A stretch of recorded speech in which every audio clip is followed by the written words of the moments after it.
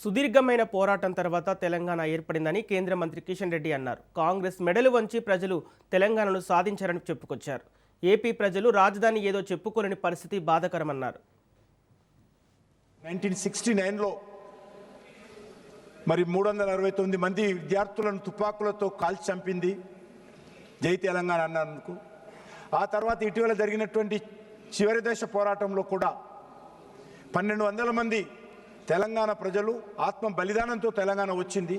చివరకు తెలంగాణకు సంబంధించినటువంటి 4 కోట్ల మంది ప్రజలు కాంగ్రెస్ పార్టీ ప్రభుత్వం మెడలు వంచి తెలంగాణ తెచ్చుకున్నారు.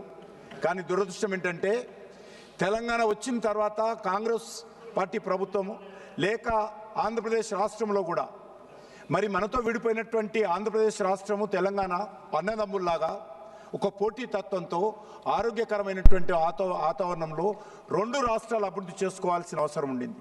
కానీ దురదృష్టం ఏంటంటే ఈ రోజు వరకు కూడా అమరావతి రాష్ట్ర రాజధాని అని చెప్పుకునేటువంటి పరిస్థితి లేకుండా ఈరోజు అక్కడ ఉన్నటువంటి పరిస్థితి రావడము, ఆంధ్రప్రదేశ్ ప్రజలు మా రాష్ట్రం ఆంధ్రప్రదేశ్ మాకు స్టేట్ క్యాపిటల్ లేదు అని చెప్పుకునేటువంటి పరిస్థితి రావడము చాలా దురదృష్టకరం అని చెప్పి ఈ సందర్భంగా మనయేస్తున్నాను. అంతేకాకుండా అధ్యక్ష, ఈరోజు బిల్లు మాట్లాడుతూ కొంతమంది కాంగ్రెస్ పార్టీ సంబంధించినటువంటి సభ్యులు మాకు ఎయిర్పోర్ట్ లేదని చెప్తా ఉన్నారు.